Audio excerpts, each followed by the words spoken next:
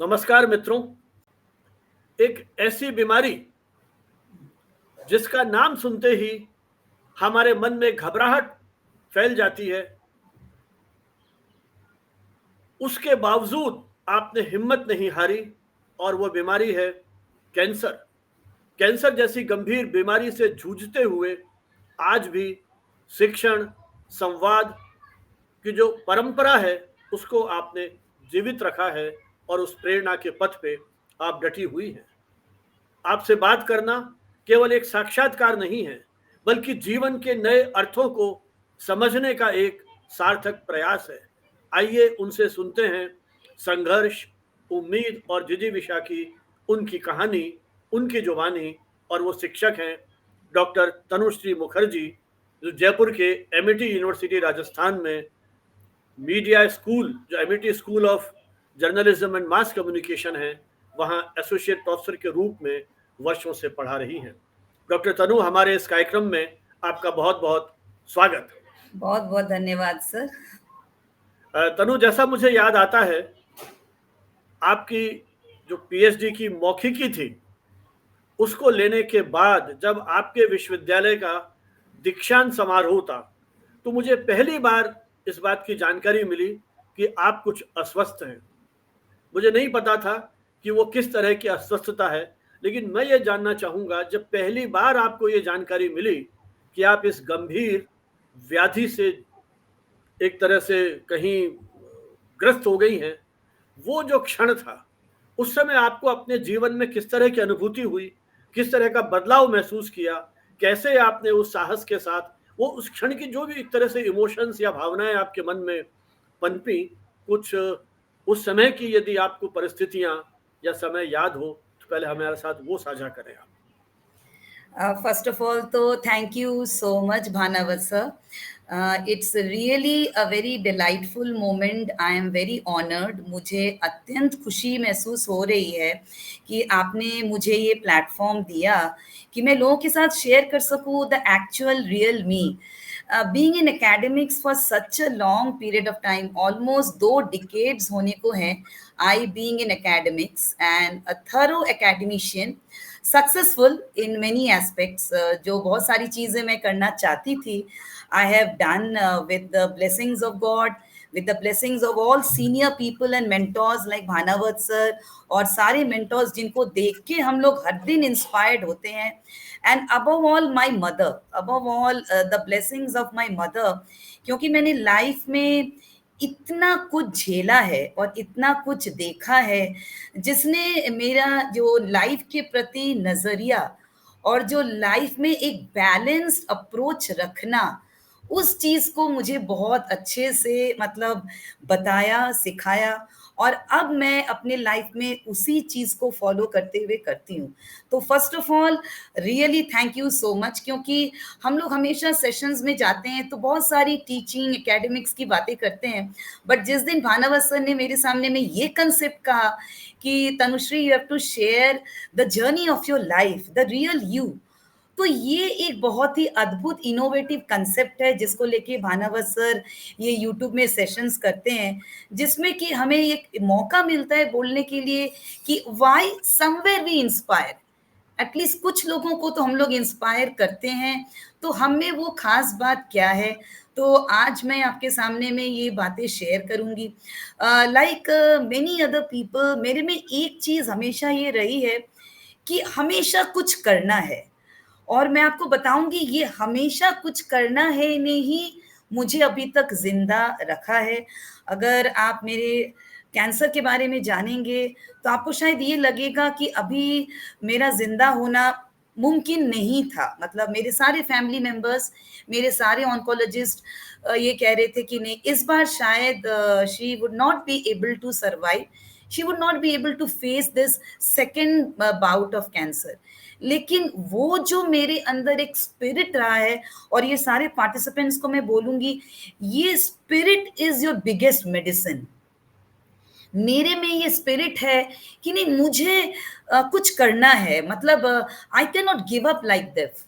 मतलब मुझे लोगों के सामने में आना है, पॉपुलर रहना है, मुझे हमेशा कुछ ना कुछ करना है, बेड पे सोए नहीं रहना है, मतलब I have to be in front of the masses. तो वैसे ही हर इंसान के लाइफ में अगर एक ऐसा मोटो और प्रिंसिपल आ जाए, तो शायद आप बड़ी से बड़ी, अगर मैं जिंदा हूं, जीवित हूं, तो I think any buddy can really do their best in their life. तो मेरे लाइफ में सर ने मौका दिया है बोलने का, तो मेरी लाइफ में 3 बहुत बड़े फेजेस रहे हैं, बहुत बड़े फेजेस, मतलब अप्स एंड डाउन्स के, मतलब जितना थोड़ा अप, उससे ज्यादा डबल डाउन मेरे लाइफ में आई है, लेकिन वो बिल्कुल, डबल वो डाउन। आपकी वो जो आपकी यात्रा है उसकी अपन बात करेंगे, लेकिन जब पहली बार आपको पता पड़ा, वो जी डॉक्टर ने एक्सरे किया होगा, सोनोग्राफी की जी होगी, रिपोर्ट आई होगी, जी डॉक्टर जी ने कहा होगा या आपने अपनी रिपोर्ट में देखा होगा, जी, तो वो क्षण जब हम शायद कल्पना बिल्कुल भी नहीं कर सकते थे कि हमें ये बीमारी बिल्कुल हो सकती है। बिल्कुल बिल्कुल अपना बिल्कुल जीवन जिस तरह का एक सात्विक जीवन जीते हैं और अध्ययन में, शोध अनुसंधान में जिस तरह से व्यस्त रहते हैं, तो पहला तो पता कब चला आपको? 20 साल बिल्कुल। का आपका शैक्षणिक करियर, है ना? तो वो सर, पता कब पड़ा और उस क्षण की अनुभूति, एक क्षण के लिए, क्योंकि मुझे मालूम है, जो मेरे पिताजी की भी उनको भी कैंसर की उस पीड़ा से गुजरना पड़ा था और जयपुर में कई जगह उनके टेस्ट वगैरह हुए, पता मतलब सब जगह नॉर्मल रिपोर्ट, और बॉम्बे में जाते ही डॉक्टर ने कहा कि ये 4th स्टेज है। तो मुझे वो क्षण अभी भी याद है कि लगता था कि जीवन में अब कुछ बहुत कुछ मतलब बदल गया है। तो आपने उस क्षण में क्या अनुभूति थी और कैसे बिल्कुल फेस किया? फिर आएँगे बिल्कुल अपन परिवार ने कैसे फेस किया? जी। बिल्कुल, बिल्कुल। सर, उस टाइम पे तो मैं बिल्कुल तैयार नहीं थी, और वो जो मेरा फर्स्ट कैंसर था दैट वाज़ इन 2016। तो अगर ऑनेस्टली ये बताएँ कि आई थिंक नवंबर 2015 से ही मेरे अंदर कैंसर आ गया था। मतलब क्योंकि नवंबर या अक्टूबर एंड में मैंने एक छोटा-सा एक मास देखा था in my left under arm region. लेकिन वो कहते हैं ना कि I was not knowing even the C of cancer, और मेरी फैमिली में किसी को भी ये डिजीज नहीं था। जब डॉक्टर मेरे से बार बार पूछ रहे थे कि नहीं आपका थर्ड स्टेज है, आपका थर्ड स्टेज है, सो किसी को फैमिली में था क्या, फादर साइड, मदर साइड, तो आई was just telling one thing, two things, कि नहीं मेरे फैमिली में किसी को नहीं था और मुझे इसके बारे में कुछ नहीं पता, और मुझे प्लीज बचा लीजिए, और फोर्थ मुझे ये क्यों हुआ है। तो आई थिंक सितंबर में ये बीमारी आ गई थी, लेकिन मैंने कहा कि I have always been too much concentrated कि स्टडीज स्टडीज स्टडीज एकेडमिक्स, तो मैंने वो 3 महीने इसको डिले किया, and that is something fatal, that is something deadly. अगर मैं उसी टाइम पे चली जाती हॉस्पिटल में कि नहीं ये क्या हुआ है, तो शायद मेरा फर्स्ट स्टेज रहता। तो सबसे बड़ी जो लेसन है कि अगर आपको कहीं पे भी कुछ एक लम्ब, कुछ मास, एक ट्यूमर काइंड ऑफ ऐसा डिटेक्ट लग रहा है और पेन नहीं है, it was not paining at all, बिल्कुल पेन नहीं था, तो मैंने उसको ऐसे ही, क्योंकि मुझे कुछ पता ही नहीं था, कैंसर दूसरों से सुनती थी इट्स अ डेडली डिजीज, लोग मर जाते हैं, बहुत तकलीफें हैं, लोग जीना छोड़ देते हैं, डिप्रेशन में चले जाते हैं, तो मैं ये सोचती थी ये तो ऐसे ही कुछ हुआ है। और उस टाइम पे मेरी पीएचडी था, सर को पता होगा, तो मेरा पीएचडी की तरफ पूरा होल हार्टेड अटेंशन था कि नहीं पीएचडी सबमिट करना है मुझे बिल्कुल टाइम पे। तो मैंने अपनी पीएचडी बिल्कुल टाइम पे सबमिट किया था, और सबसे बड़ी ट्रेजेडी ये थी, मैं सब कुछ कर रही थी, मुझे अभी भी याद है दिसंबर में पीआरएसआई की नेशनल कॉन्फ्रेंस हुई थी अहमदाबाद में, and that time my cancer was full blown, मेरी बॉडी में वो पूरा मतलब अंडर आर्म से लेकर नेक तक आ गया था, बट मैं एक ही गलत चीज कर रही थी, डिले कर रही थी, और किसी को किसी के पास जा नहीं रही थी, दिखा नहीं रही थी। मैं दिसंबर में अहमदाबाद गई क्योंकि टीचिंग एकेडमिक सबसे पहले प्राइमरी था, I did the anchoring over there. लेकिन हाँ, मुझे कभी कभी वीकनेस फील होने लगा था कि एट टाइम्स मैं कभी कभी वीकनेस बहुत फील करती थी। और दूसरी जो चीज थी, मेरी हेमोग्लोबिन लेवल, मेरी हेमोग्लोबिन लेवल जो थी वो बिल्कुल ड्रॉप हो गई थी, ऑलमोस्ट 7% आ गई थी। तो ये मैंने एक बार दिसंबर में एक ब्लड चेकअप कराया था, तो उसमें मुझे लगा कि 7% आ गया है, तो बहुत, लेकिन अगेन वही चीज, मुझे लगा कि नहीं, मे बी मैं बहुत ज्यादा वर्कलोड ले रही हूँ, कॉलेज में बहुत ज्यादा काम कर रही हूँ, तो मुझे शायद इसलिए हेमोग्लोबिन लेवल लेस आ रहा है। But my family members always use to tell me कि बेटा ये सब चलेगा तो एक बार डॉक्टर को दिखा देते थे। लेकिन मैं always I use to tell the same thing कि नहीं मम्मा, पहले पीएचडी इंपॉर्टेंट है, ये कुछ सीरियस नहीं है, आई थिंक कुछ ऐसे लंप वगैरह हो गया होगा। I came back from Ahmedabad on 9th January, मतलब मेरी कहानी, I don't know, it is truly like a roller coaster ride. 9th जनवरी में मेरा वाइवा था, सर के आशीर्वाद से मेरी पीएचडी हो पाई। Sir was my esteemed examiner. मैं हमेशा सर को याद देती हूँ, धन्यवाद करती हूँ।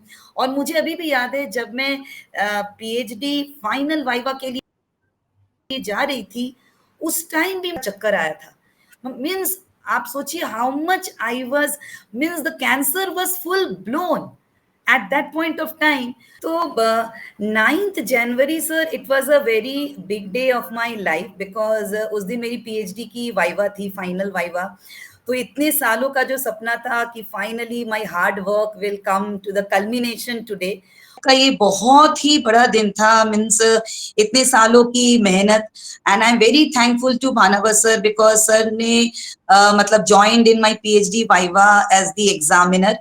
और मैं बहुत एक्साइटेड थी। और मुझे वो दिन अभी भी याद है, क्योंकि मैं मम्मी को हमेशा ये चीज बोलती थी कि मम्मी अभी घूमने नहीं जाते हैं, the day I complete my PhD I will take you for an international trip, और वो मेरा सबसे बड़ा गिफ्ट होगा आपके लिए। लेकिन वो कहते हैं भगवान को कुछ और ही मंजूर था। 9th जनवरी को मैंने पीएचडी वाइवा दिया and I was thankful to everybody. फिर मेरी मम्मी ने शाम में कहा ओके चलो ठीक है, यू गिव अ पार्टी, लेकिन अब चलते हैं डॉक्टर को दिखाने के लिए, बिकॉज मैं तब तक बहुत वीकनेस फील करने लगी थी और रुक रुक के मुझे कभी कभी चक्कर भी आने लगता था, ब्लैकआउट हो जाती थी और हेमोग्लोबिन तो ड्रॉप हो ही गया था। तो I went to, you won't believe, Fortis hospital, क्योंकि कभी सोचा नहीं था कि ये कैंसर है। तो फोर्टिस हॉस्पिटल में गई तो मैंने वहां पे सिंपल फिजिशियन को दिखाया। तो फिजिशियन ने बोला कि चलिए हाथ ऊपर उठाइए, दिखाइए एंड ऑल। तो उन्होंने देखा यहाँ तो लंप है। तो उन्होंने मुझे तुरंत कहा कि नहीं, डरने की कोई बात नहीं है। उनको कुछ हिंट हो गया था, तो उन्होंने ये कहा कि आपको कुछ साइड इफेक्ट्स महसूस होता है। तो मैंने कहा बहुत वीकनेस होता है और हेमोग्लोबिन बहुत ड्रॉप हो गया। तो उन्होंने कहा कि ठीक है, एक एफएनएसी आपको करनी होगी, ओके, और एक सोनोग्राफी करवाते हैं। You won't believe sir and all the esteemed people over here, मुझे ये भी पता नहीं था व्हाट इज एफएनएसी। मुझे लगा कोई नॉर्मल टेस्ट है, ओके चलो ठीक है। मैं तब भी हंस रही थी कि पीएचडी कर लिया है, सो अब तो मुझे प्लान बनाना है, कॉन्वोकेशन की शॉपिंग करनी है, ये सब मेरे माइंड में चल रहा था। फिर मैं एफएनएसी के लिए रूम के अंदर गई। FNAC test is very painful, let me tell it to you, because उसमें कोई एनेस्थेसिया वगैरह देते नहीं है। और उन्होंने जब एफएनएसी किया, that was the first painful experience of my life. काफी दर्द हुआ, क्योंकि उसके पहले मैं कभी हॉस्पिटल ही नहीं गई थी। मतलब सब लोग मेरे फैमिली में कहते थे कि ये कभी हॉस्पिटल नहीं जाती, I think she is the most healthy person in the family. तो उन्होंने कहा कि चलो सोनोग्राफी हो गया है, एफएनएसी हो गया है, सोनोग्राफी रिपोर्ट के लिए आप शाम तक रुकिए, यहीं पे रुकिए। तब मुझे पहली बार हिंट हुआ कि ये लोग क्या आपस में डिस्कस कर रहे हैं। मुझे कह रहे हैं शाम तक रुकिए, और उन्होंने कहा कि एफएनएसी की रिपोर्ट अभी नहीं आएगी, 2 दिन बाद आएगी। सोनोग्राफी की रिपोर्ट से ही कुछ ऐसे लगने लगा था कि समथिंग इज देयर। तो सोनोग्राफी रिपोर्ट आया तो I was little bit in tension and nervousness. 2 दिन तक वही टेंशन में रही। 2 दिन बाद जब मैं एफएनएसी रिपोर्ट के लिए गई, ब्रदर से डिस्कस किया था, ब्रदर ने कहा एफएनएसी क्यों बोला है, why FNAC. I went to the hospital again with my mother and my sister. उन लोगों को बता दिया गया कि इट इज कार्सिनोमा। फिर मैं बाहर बैठी हुई थी, उन लोगों ने मुझे अंदर नहीं अलाउ किया। आई सॉ वो लोग अंदर से बाहर निकले और कंटिन्यूअस रो रहे हैं और कुछ बोल नहीं रहे। और मेरी बहन ने सिर्फ इतना कहा मुझे कि तनुश्री चलो अब घर चलते हैं। तो मैंने कहा कि क्यों क्यों क्या हुआ है, ये चलो शॉपिंग कर लेते हैं, रास्ते में वो एमजीएफ मॉल आएगा। नहीं नहीं नहीं, मैं कह रही हूँ घर चलते हैं।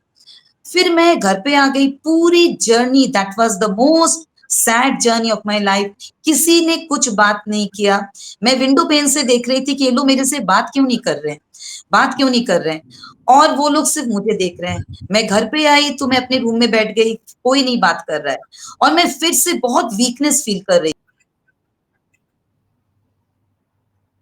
सिस्टर ने मेरे ब्रदर को कॉल किया and I heard her telling in the other carcinoma stage 3, और अभी भी अगर इसकी तुरंत ट्रीटमेंट नहीं किया गया तो she might very soon go into stage 4, क्योंकि इसका काफी डिले हो गया है। तो her the symptoms are not good, stage is not good, क्योंकि स्टेज के ऊपर सब कुछ बेस्ड है। फिर मैंने देखा जोर से रोने की आवाज एंड ऑल, मैं बहन के पास में गई, खैर मैंने सुन तो लिया था। और उस दिन से जो मैंने रोना शुरू किया, I kept on crying almost for 1 month. अगले दिन मुझे भगवान महावीर कैंसर हॉस्पिटल ले जाया गया। मैं ये सोच रही थी कि ये हॉस्पिटल को तो मैंने बहुत बार देखा है, मैं इसके सामने से कितनी बार गुजरी हूँ, और हमेशा मैं उसकी तरफ देखती भी नहीं थी कि ओ माय गॉड ये कैंसर हॉस्पिटल है, ये कैंसर हॉस्पिटल है, भगवान मुझे कभी इस हॉस्पिटल के अंदर मत लेके जाना। आज मैं इसी हॉस्पिटल में हूँ, और किसी को कुछ भी एक sentence, being such a confident girl, being somewhere a very successful person, but वो मैं कुछ और ही हो गई थी। एक शब्द मेरे मुंह से नहीं निकल रहा था, मैं सिर्फ लोगों के पीछे जा रही थी। मेरी बहन कह रही थी यहाँ बैठना है, बापना सर को दिखाना है, he is the head of oncology in Bhagwan Mahaveer cancer hospital, उनको दिखाना है। और मेरी बहन सिर्फ मुझे डांट रही थी कि रोना नहीं है, रोना बंद करो। बट वो कहते हैं ना कि पहली बार, बट सिर्फ मेरे कदम चल रहे थे, बहुत बार मैं फेंट भी कर रही थी, बहुत बार मैं फेंट कर गई थी, डॉक्टर्स को कुछ बोल नहीं पा रही थी। तो पहली बार बापना सर ने कहा कि पेट स्कैन का अपॉइंटमेंट ले लीजिए। फिर दूसरा शब्द मैंने सुना, पेट स्कैन। ये पेट स्कैन क्या होता है? मैंने अपनी सिस्टर को सुना ब्रदर से बोलते हुए कि यहाँ पे पेट स्कैन की तो अपॉइंटमेंट मिल नहीं रही है, काफी रश है। 15 डेज बाद मुझे एक शब्द सुनाई दिया कि इसका तो 4th स्टेज में चला जाएगा, इसने काफी डिले किया है, इसने काफी डिले किया है, तो अब डिले नहीं कर सकते। तो बापना सर ने कहा कि नहीं ये बात सही है, एक भी दिन डिले मत कीजिए, क्योंकि 2nd स्टेज से 3rd स्टेज, और इसका कैंसर जो है I think it is very aggressive, क्योंकि 3 महीने में, मतलब आई थिंक नवंबर दिसंबर जनवरी में stage 3, last stage of stage 3। तो आप पेट स्कैन के लिए देख लीजिए, आप वेट करना चाहेंगे या आप कहीं और से। तो मेरी सिस्टर ने और मेरे जीजू ने कहा कि no we would not like to wait, let us go to Gurgaon. और हम लोग गुड़गांव चले गए, वहां पे इमीडिएटली अपॉइंटमेंट मिल गया, फोर्टिस हॉस्पिटल इन गुड़गांव, और वहां पे पेट स्कैन हुआ। पेट स्कैन में मैं वापस फेंट हो गई, क्योंकि अंदर में अलाउ नहीं करते हैं। मैंने देखा सारे बहुत ही सीरियस क्रिटिकल पेशेंट्स मेरे आसपास बैठे हुए हैं, और मैं सिर्फ रो रही। तो वहां पे सब लोग कह रहे हैं आप रोइए मत, रोना बंद कीजिए, आपको ये लिक्विड लेना है, 3-4 बॉटल लिक्विड लेना है, and all those things. And I was put inside the scanner, I went and for the PET scan. और जब पेट स्कैन की रिपोर्ट तुरंत शाम में आ गई, तब तक हम लोग फोर्टिस में थे, मुझे डिस्कशन में किसी ने इन्वॉल्व नहीं किया, all the doctors were there. और वैसे ही हम लोग ड्राइव करके जयपुर में आए, और केस बहुत सीरियस था। मेरे जीजू means he was trying to find out and get information कि कहाँ जाना चाहिए नहीं चाहिए।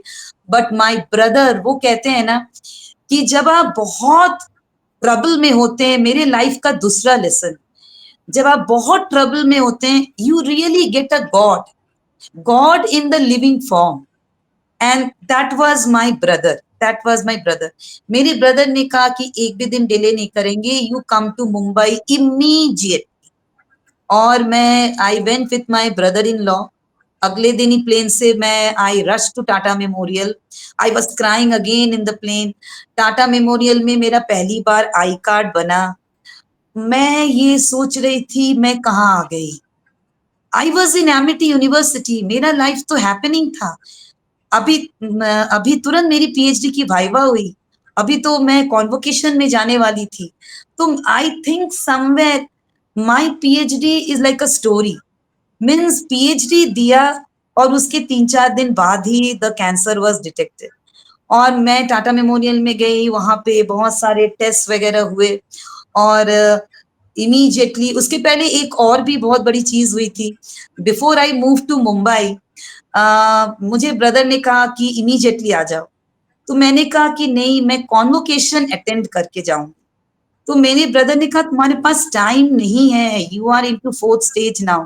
तो मैंने कहा कोई बात नहीं, कॉन्वोकेशन 23rd या 25th जैन में है, तो मैं उसको अटेंड करके जाऊंगी। एंड सर आप बिलीव नहीं करेंगे, मैं कॉन्वोकेशन में गई, मैंने गाउन डाला, बट मुझे अंदर से पता था कि मैं गाउन डाल के स्टेज में जाके डिग्री तो लूंगी, अगली मॉर्निंग में मुझे फ्लाई करके जाना है टाटा मेमोरियल। तो I am not going somewhere, मैं कहीं घूमने नहीं जा रही हूँ, but I am going there. और मुझे अभी भी याद है कि I am the first PhD candidate who got on the stage, who took the degree, knowing that she is a cancer patient, she has been diagnosed with cancer, life uncertain है, क्या होगा नहीं पता, बट स्टेज पे मैं नहीं रोई, क्योंकि मैं फर्स्ट बेंच पे देख रही थी वो सारे लोग जिनकी मेहनत मेरे साथ थी, माई mother, my sister, my brother in law.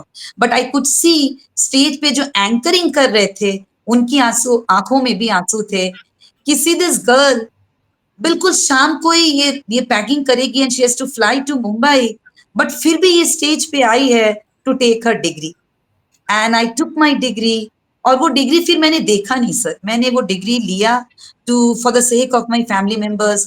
फिर मैं टाटा मेमोरियल में गई। टाटा मेमोरियल तब तक मैं बहुत वीक हो गई थी, मीन्स माई हेमोग्लोबिन शायद 6% इतना आ गया था। तो इमीडिएटली मैं वहां पे doctor Sudeep Gupta, he is the head of breast oncology department of Tata Memorial Hospital, one of the best breast oncology physician in India, and even you can say one of the best in the world. मेरे brother ने कहा कि इनके पास ही चलते हैं, तो सब कुछ डिस्कशन मेरे ब्रदर कर रहे थे। बायोप्सी हुआ, अगेन मुझे पता नहीं था व्हाट इज बायोप्सी। मुझे लगा biopsy is also very painful, मतलब means I was just crying crying and crying. So that is my journey. Biopsy का रिपोर्ट एटलीस्ट 14-15 डेज बाद आता है। तो बायोप्सी की रिपोर्ट आई, बस एक चीज और अच्छी हुई मेरे साथ कि डॉक्टर सुदीप गुप्ता ने कहा देखिए कैंसर में sir it's very important stage, आपकी कैंसर किस स्टेज की है। दूसरी चीज इंपॉर्टेंट है कैंसर मार्कर्स, वो बहुत इंपॉर्टेंट होते हैं। तो उस टाइम पे 2016 में मेरा ट्रिपल नेगेटिव नहीं आया था। Triple negative is extremely bad because it changes into being metastatic very soon. तो उस टाइम पे मेरा मेटास्टेटिक नहीं था, स्टेज 3 था। बट मुझे ये पता था stage 3 means 85% means less chances of survival, isn't it? And if it is fourth stage, it is completely 95% less chances of survival, मतलब 5% सर्वाइवल के चांसेस। तो मेरी ये कंडीशन थी। तो सभी डॉक्टर्स ने कहा नहीं, अब डिले एक भी दिन नहीं करेंगे, काफी डिले हुआ है। तो बायोप्सी रिजल्ट्स आई, ट्रिपल नेगेटिव नहीं आया। Immediately my chemo started, but the first chemo is also again sir is again a very very painful memory। Chemo ward क्या होता है, मैं केमो वार्ड में क्यों जा रही हूँ। तो हमेशा ये सवाल, मतलब आई थिंक 4 केमो तक, मतलब मेरी फर्स्ट केमो लगी February 2016। तो ये 4 केमो तक मैं सिर्फ ये कंप्लेन कर रही थी, सिर्फ ये कंप्लेन कर रही थी कि मुझे भगवान आपने ये क्यों दिया। मतलब मैं तो कभी हॉस्पिटल गई नहीं हूँ, फैमिली में किसी को कैंसर नहीं है, तो मुझे आपने क्यों दिया, मैं ये टाटा मेमोरियल में क्यों हूँ। और वहां पे you get to see serious cancer patients, मतलब उनको देख के मीन्स मैं क्या बोलूं, अगर आपके अंदर 5% या 10% करेज है तो शायद वो भी चला जाता है। हॉस्पिटल इज वेरी गुड, लेकिन वो कैंसर पेशेंट्स को जो आप देखते हैं with pipes, crying with pain, sound, pediatric cancer ward, last stage cancer ward, palliative cancer ward। तो मुझे वैसे केमोथेरेपी वार्ड लेके जाया गया था 6th फ्लोर। और जो पहला केमोथेरेपी था, इट इज जस्ट लाइक, मैंने अपने एक और सेशन में कहा था बीकानेर में, मीन्स मुझे ऐसा लगा कि like an acid has gone inside your body, means suddenly N acid has gone. और क्योंकि मेरा 3rd स्टेज का भी बहुत advance stage of 3rd stage था, तो मुझे केमोथेरेपी के हाई डोज रिकमेंड किए गए थे। तो बहुत जलन शुरू हो गया, बहुत हाथ में जलन शुरू हो गई और मैं वहां पे रोने लगी, चिल्लाने लगी। मेरे साथ 5-6 मेरे फैमिली मेंबर्स थे। वो ले तो लिया मैंने 7-8 बॉटल, लेकिन उसके बाद जब मैं घर पे आई, उस दिन कुछ महसूस नहीं होता है, अगले दिन से it becomes a torture for you. Only vomiting, vomiting, you will फेंट, यू विल वॉमिट, और एक्सट्रीम वीकनेस। तो मेरे ब्रदर ने कहा ये तो होगा नहीं। तो मेरे कैंसर में क्या हुआ था सर, मैं इतनी एक्सट्रीम वीक हो गई थी, मेरा जो पहला कैंसर था 2016 में, कि मुझे 2 सेपरेट इंजेक्शन दिए जाते थे कि इसकी वॉमिटिंग को रोकने के लिए। अगर वो इंजेक्शन नहीं जाएंगे तो I will collapse, I will collapse, क्योंकि इतनी वॉमिटिंग होगी तो अब तो पानी भी नहीं पी पाएंगे, खाना तो बहुत दूर की बात है। तो you will not be able to survive anyway. तो मुझे उसी वक्त केमो के बाद 2 इंजेक्शन, और केमो लेके जब मैं घर पे आती थी उसके 2 दिन के बाद वापस 1 इंजेक्शन लगता था। काफी कॉस्टली वो इंजेक्शन होते थे। That is the ultimate injection for high vomiting patients. तो उसको लेने के बावजूद मेरी कुछ तो वॉमिटिंग होती थी, तो आप सोचिए अगर वो ना लेती तो क्या होता। So this was my condition, crime, extreme weakness, fatigue, और फॉलोड बाय एक और चीज सर, हेयर फॉल। लड़कियों के लिए हेयर फॉल इज अ उतना आसान नहीं होता है कि आपके हेयर फॉल हो रहे हैं और धीरे धीरे हेयर फॉल हो रहे हैं, आप बहुत वीक होते जा रहे हो, और आपकी कॉन्फिडेंस मतलब ऐसी हिट होती है कि बहुत लोग सोचते हैं कि अब मेरी लाइफ का अब क्या, अब मैं क्या करूं, अब तो कैंसर पेशेंट हो गई हूं, अब बस यही है। तो I will not lie in front of the people कि मेरे फर्स्ट कैंसर में तो मैं बहुत डिप्रेस थी, मैं बहुत डिप्रेस थी, मैंने उसको अच्छे से हाँ, तो नहीं मैं लिया। वही जानना चाहता हूँ, तो जैसा आपने पूरा विवरण दिया जी कि किस तरह से पहली बार मालूम पड़ा और आप कितने एक तरह से, मैं उसे डिप्रेशन कहूँ या आप परेशान, आंखों में से निरंतर अश्रुधारा बह रही है, परिवार के सारे सदस्य जिन्होंने हर कदम पे आपके साथ खड़े रहे, चाहे आपकी माता जी हैं, आपके ब्रदर हैं और जो आपकी बहन है, सभी लोग साथ में जी खड़े रहे। लेकिन उसके बावजूद आपकी जो 3-4 महीने की यात्रा, कहीं आपके उस पूरी बातचीत से मुझे लग रहा है कि कहीं आपके उस तरह का आत्मविश्वास या कॉन्फिडेंस की बात नहीं आई।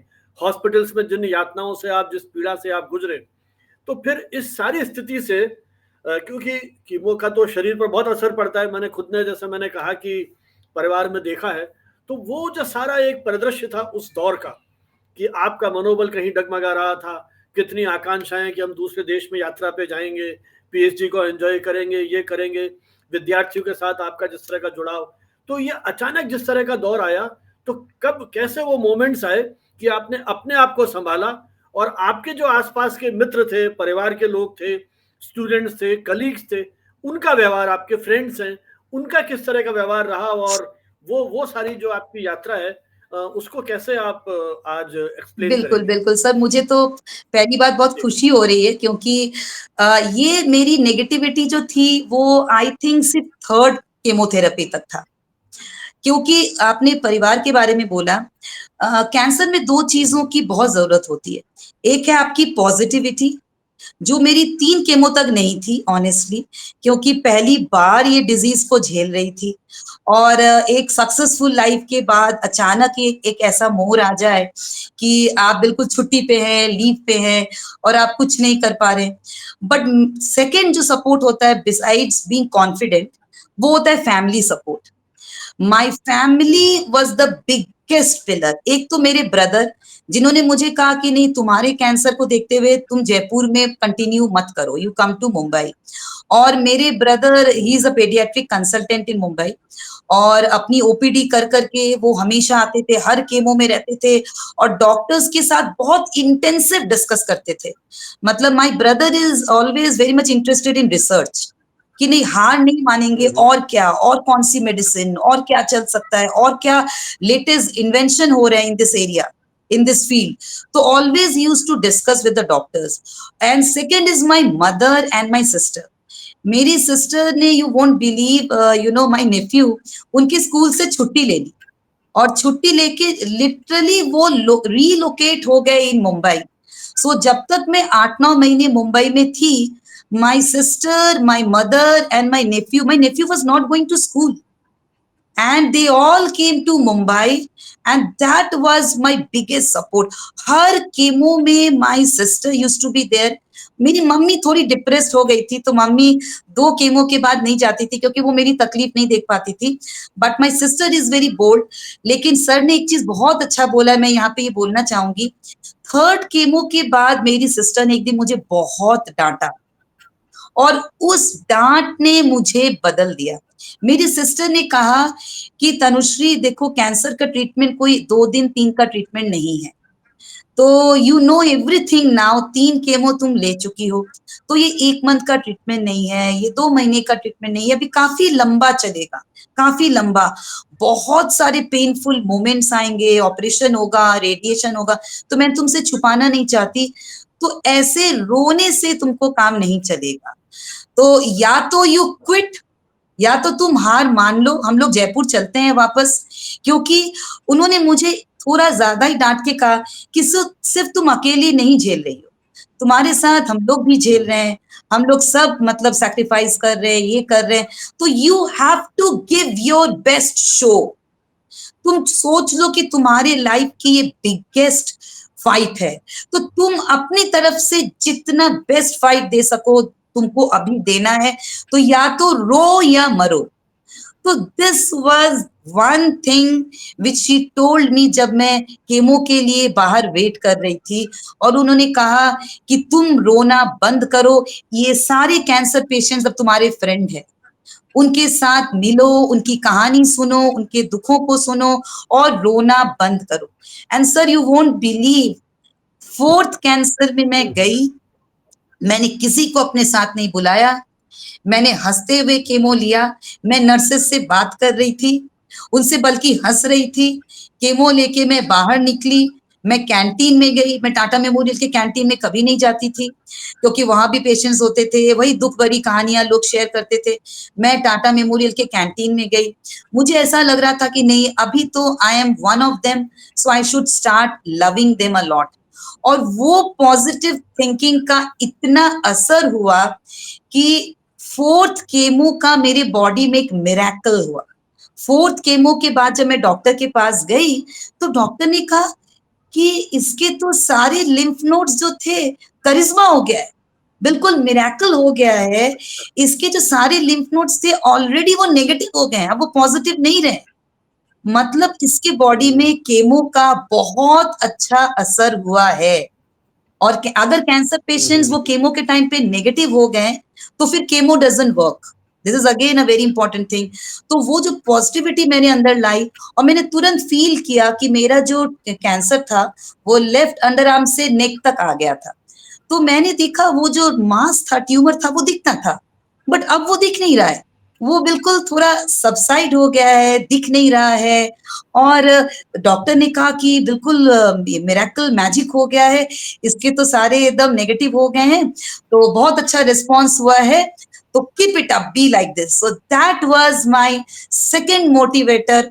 और फिर डॉक्टर ने कहा अब हम लोग इसका ऑपरेशन कर सकते हैं, क्योंकि सारे लिम्फ नोड्स ने अच्छे रिस्पॉन्स दिए हैं. So after 4 chemos I went for an operation. But वो ऑपरेशन भी काफी पेनफुल था, बिकॉज मेरे नेक में भी फैल गया था, नेक के लगभग सारे लिम्फ नोड्स में फैल गए थे, तो नेक में भी मेरी ड्रेन पाइप थी, मेरे अंडर आर्म में भी 2 ड्रेन पाइप थी. तो वो 2 ड्रेन पाइप लेके मैं डिस्चार्ज की गई थी. लेकिन हाँ, जब मैं डिस्चार्ज हुई और जब मुझे होश आया, तो फिर से दुख हुआ कि जब मैंने पहली बार अपने को मिरर में देखा, तो मैं बिल्कुल ही अलग थी, बिल्कुल डार्क, बिल्कुल ब्लैक हो गई थी, डार्क हो गई थी. यहाँ पे बड़े-बड़े स्टिचेस और पाइप्स, कंप्लीटली बॉल्ड. तो उसके बाद शायद मैंने वापस 1.5-2 महीने अपने को मिरर में नहीं देखा कि मैं क्यों देखूं, मतलब मैं अपने को मिरर में नहीं देख सकती. लेकिन हाँ, पॉजिटिविटी मैंने अपने मन में फिर भी बहुत रखी थी, जिसके कारण मैंने वो ऑपरेशन को भी बहुत अच्छे से फेस किया. ऑपरेशन के बाद भी 4 और केमो लगे, उसको बहुत अच्छे से झेला. और यहाँ पे एक एग्जाम्पल देना चाहूंगी कि उसी बीच मैंने पॉजिटिविटी को इतना कायम रखा था कि टाटा मेमोरियल में मैंने एक रिसर्च स्टडी की। यहाँ पे I would like to focus on this कि I made a very good research study, एक नहीं 2 रिसर्च स्टडी मैंने टाटा मेमोरियल में की, जिसमें मैंने टाटा मेमोरियल का के जो पीआर ऑफिशियल्स है और जो head of the PR department है, क्वालिटेटिव स्टडी की थी, उनका इंटरव्यू लिया था। तो दे वर सुपर सरप्राइज्ड कि मैं चल नहीं पा रही हूँ, और उसके जस्ट पहले मुझे 2 बॉटल आयरन दिया गया था, ब्लड दिया गया था, क्योंकि लगभग बहुत सारे केमो के पहले में मुझे ब्लड भी देते थे, क्योंकि मेरी हेमोग्लोबिन बहुत डाउन हो गई थी, मैं केमो के बाद बहुत वीक हो जाती थी। तो ब्लड लेने के बाद डॉक्टर ने कहा था अब रेस्ट कीजिए, केमो लगने वाला है। इतने बीच में मैं चली गई to take my interview for my qualitative study. मैं खड़ी नहीं हो पा रही हूँ, मैं ठीक से, मतलब I was very much weak, too much weakness, high protein पे थी, लेस डाइट से। वहां पे मैंने इंटरव्यू लिया, और वो मैंने जो रिसर्च पेपर लिखा, that got an award and that came up in the web of science, and that is my one of my biggest achievement। उसके बाद तो बहुत सारे पब्लिकेशंस हुए हैं, लेकिन उस टाइम पे मैंने एक पेपर लिखा जिसमें कि मुझे बेस्ट रिसर्च पेपर अवार्ड मिला, और दूसरा मैंने रिसर्च पेपर लिखा जिसमें मुझे बाद में that was indexed by Web of Science and it was published by IGI Global. तो सर मैं अपने सारे पब्लिकेशंस में ये 2 पब्लिकेशंस को मैं बेस्ट मानती हूँ, क्योंकि दैट शोज कि कहीं ना कहीं मैंने कोशिश की कि नो, मैं हार अब नहीं मानूंगी, क्योंकि मुझे इस हॉस्पिटल से बाहर निकलना है और मुझे वापस जॉब में जाना है। Yes sir. लेकिन तनु, जिंदगी और मौत बहुत छोटी सी जीवन रेखा है, बीच में बहुत हल्की सी रेखा है। और एक तरह से आपने जीवन में, मुझे लगता है उस समय कई तरह के सोच आए होंगे जिनको शायद व्यक्त करना भी अपने आप में बहुत कठिन है।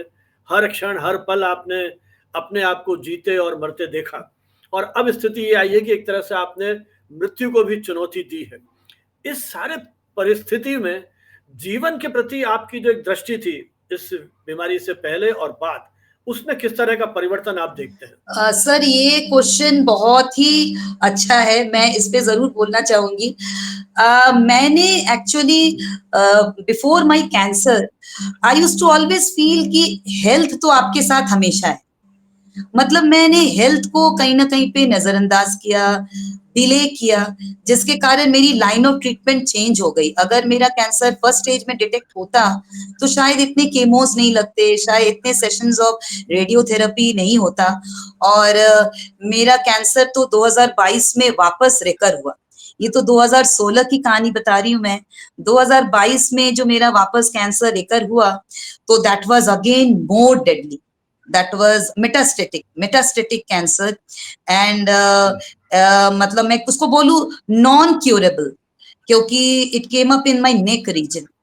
तो ये 2022 की जो है, लेकिन मैंने लाइफ के प्रति जो आपने ये सवाल पूछा है बहुत इंपॉर्टेंट, मैं हेल्थ को सोचती थी, हेल्थ तो हमारे पास है, मतलब बाकी सब काम करो, हेल्थ इज देयर।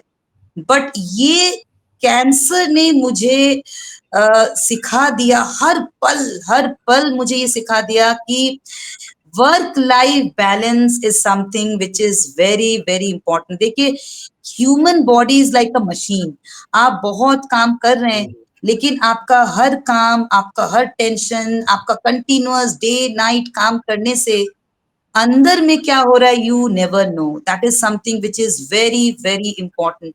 सो शाम को have some quality time, have some me time, जो मैंने 2016 के पहले मैं नहीं देती थी। शाम को भी काम कर रही हूँ, रात में भी वर्क कर रही हूँ। So I learn that health is, जो लोग कहते हैं हेल्थ इज वेल्थ, अगर आप लाइफ में हेल्दी है तो you can conquer the world. लेकिन पहले मुझे लगता था अगर आप लाइफ में सक्सेसफुल है तो you are conquering the world. Health तो है, बट अभी ये लगता है कि नहीं, health is most important, that is.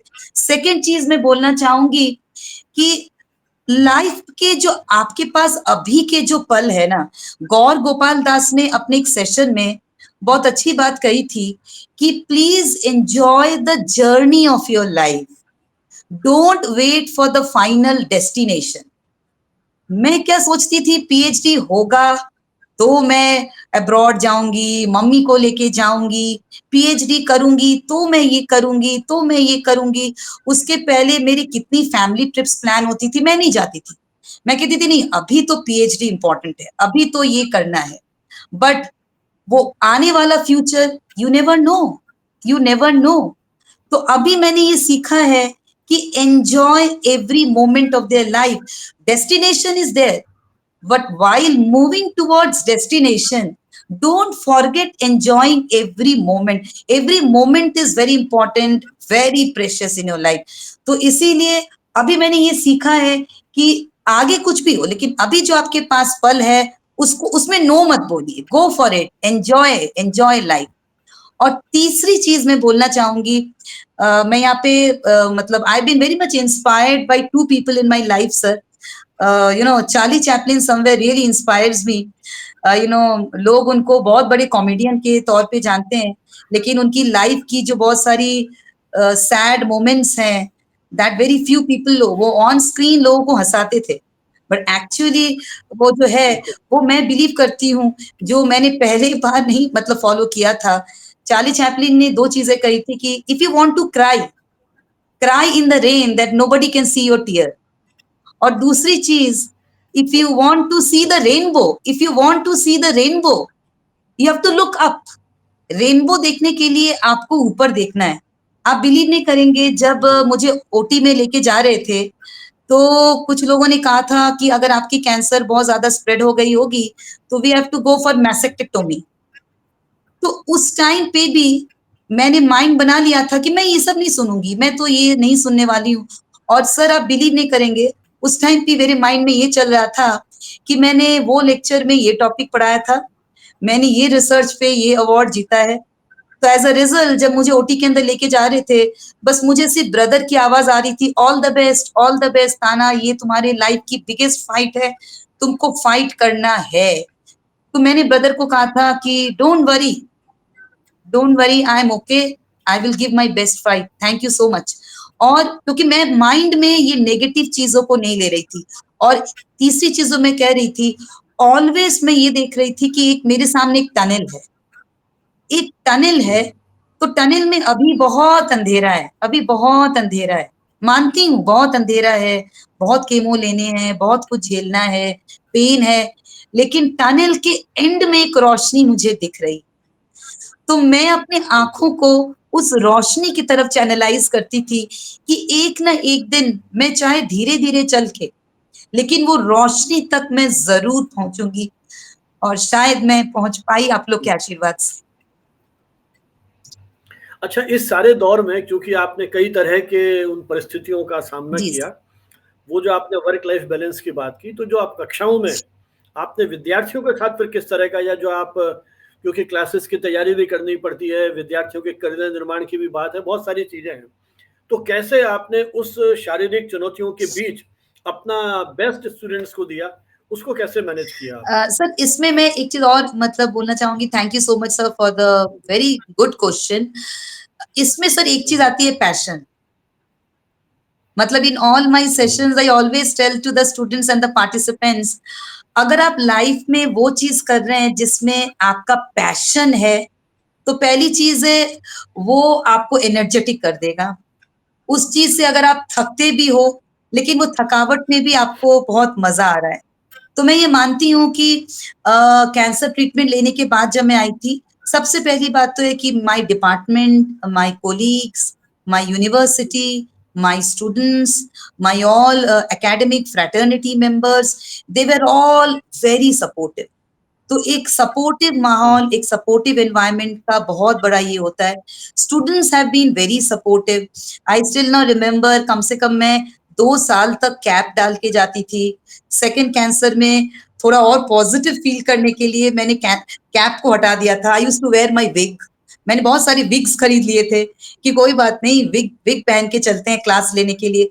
Every student new कि I am a cancer patient, but they were very supportive, very cooperative. और दूसरी चीज जो है कि मुझे बच्चों को पढ़ाना, that is the passion of my life, that is the passion of my life. तो मैं बहुत थक जाती थी जरूर, मतलब जहाँ पे मैं रात के साढ़े 12-1 बजे तक कभी कभी प्रिपेयर करती थी for my lectures and PPT, तो वहां पे मैं कभी कभी 10 बजे तक थक जाती थी। लेकिन वो होता है ना कि नहीं, जैसे मैं क्लासरूम में जाती थी मुझे ऐसा लगता था कि नहीं, this is my area, this is my field. तो वहां पे मुझे मैं खड़े होके बहुत देर तक लेक्चर नहीं ले पाती थी, बट बैठ के I use to love teaching my student. So this is something which is very important. मेरे सेकेंड कैंसर में मुझे कुछ ओरल केमो भी दिए गए थे, ओरल केमो। तो वो ओरल केमो की सबसे बड़ी साइड इफेक्ट होती है कि आपके स्किन की पीलिंग शुरू हो जाती है। तो मेरे जो लेग्स थे, तो वो लेग के नीचे पूरी स्किन की पीलिंग शुरू हो गई थी, तो जिसके कारण डॉक्टर्स कहने लगे अब तो आप वॉक भी नहीं कर पाएंगे, आप डिपार्टमेंट नहीं जा पाएंगे। मैंने कहा नहीं, मैं जाऊंगी, I will go, I will go, क्योंकि आपके लेग की पूरी वो जो स्किन है वो निकलने लगती है। Because I took oral capecitabine का high dose chemo oral chemo, but I use to wear socks. मैं मोजे डाल के डिपार्टमेंट में जाती थी और किसी को पता भी नहीं चलता था कि what is actually I am under going. और मैं क्लासेस वैसे ही लेके आती थी, क्योंकि एक ही चीज थी शायद वहां पे, एक की मैं जीत के आई हूँ। वो एक खुशी जो होती है ना, तो वो आपकी थकावट को दूर कर देती है। क्योंकि मुझे डॉक्टर्स ने कहा था कि शायद आप 2-3 महीने ही है, क्योंकि आपकी मेटास्टेटिक है।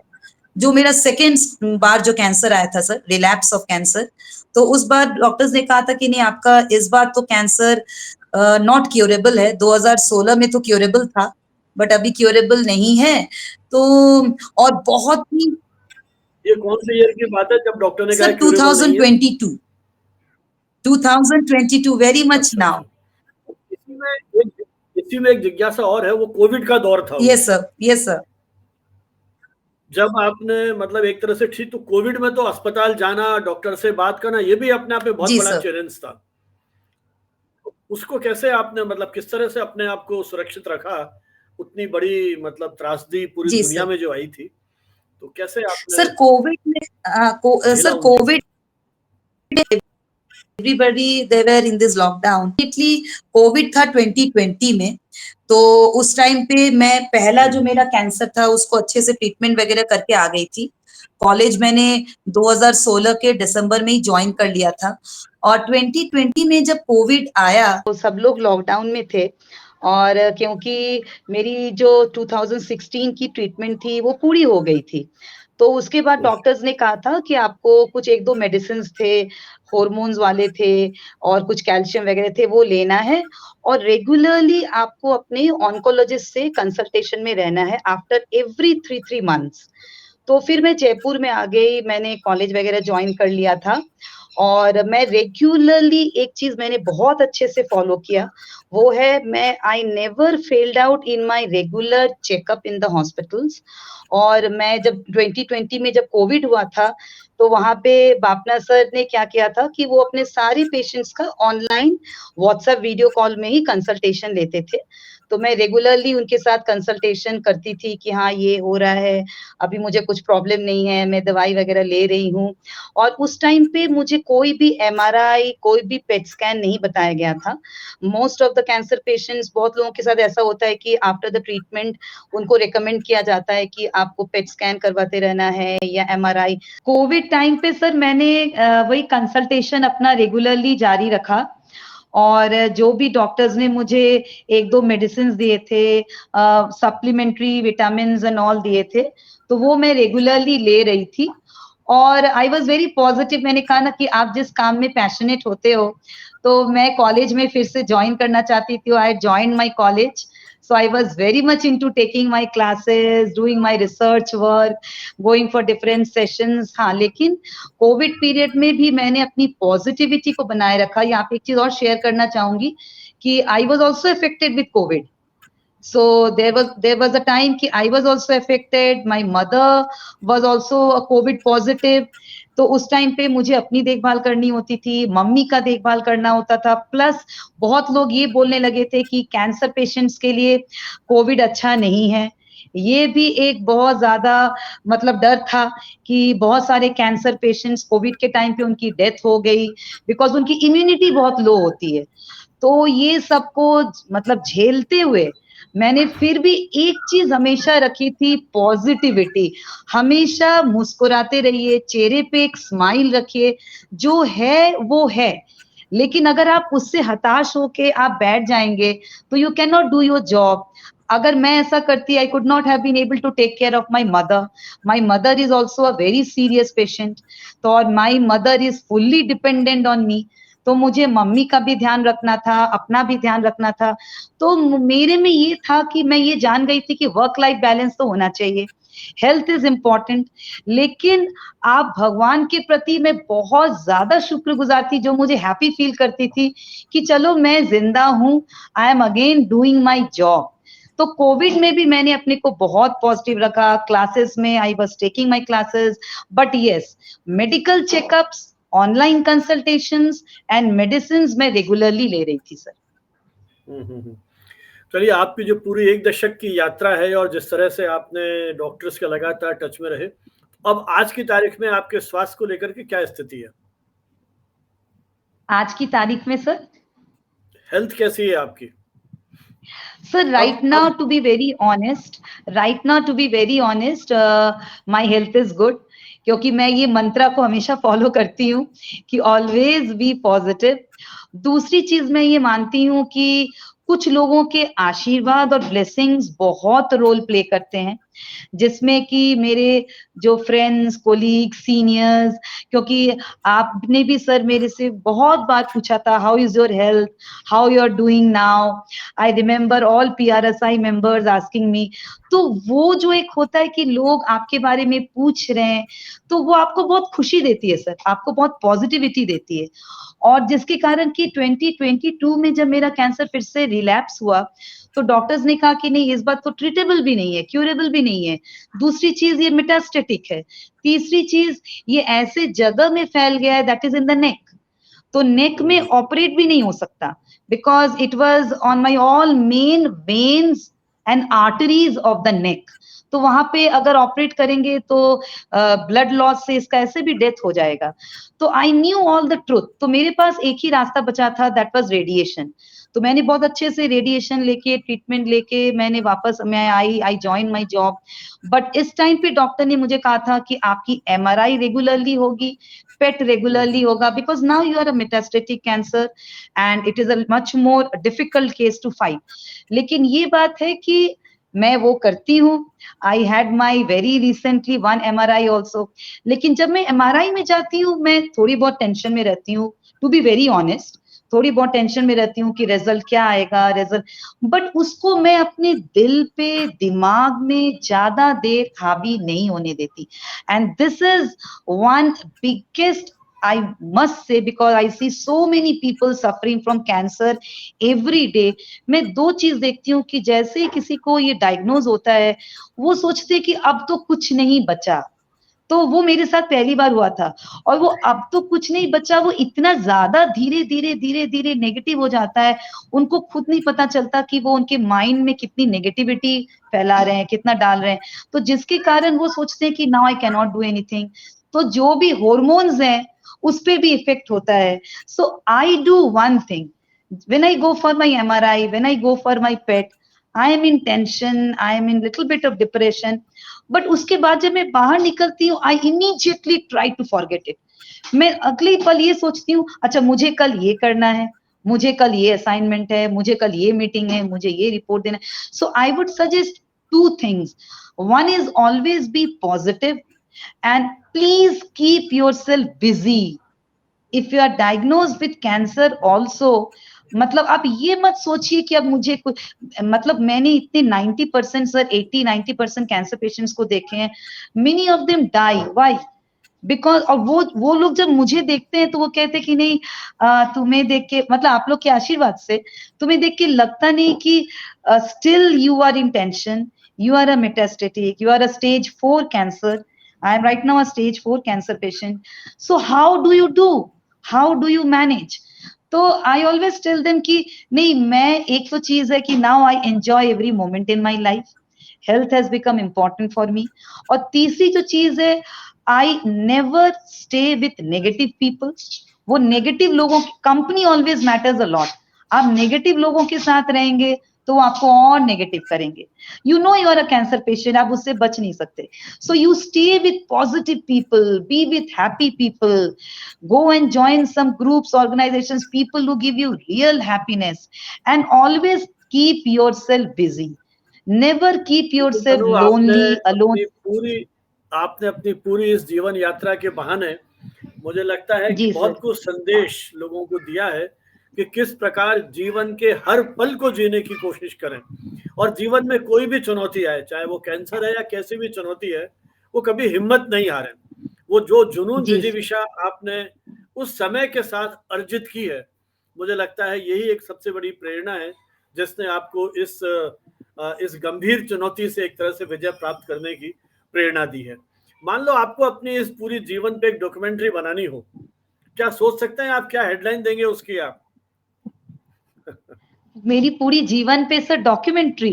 आपको डॉक्यूमेंट्री बनाए यदि आप, तो उसका क्या शीर्षक देंगे? आपको अपने आप कुछ तैयारी करनी हो तो क्या क्या हेडलाइन सोचते हैं आप अपने बारे में?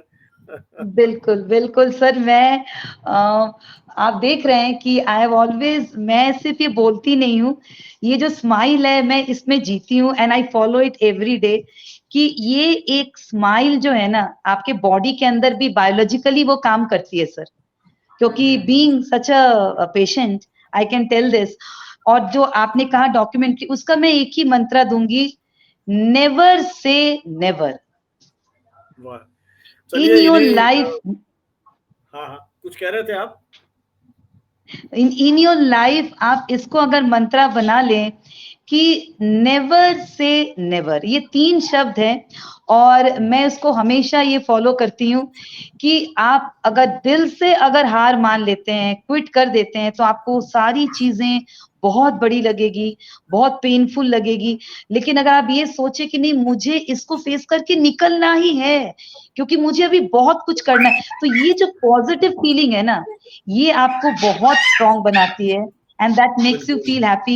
So definitely I am thinking sir, आपने कहा not a documentary, but I am thinking to write a book.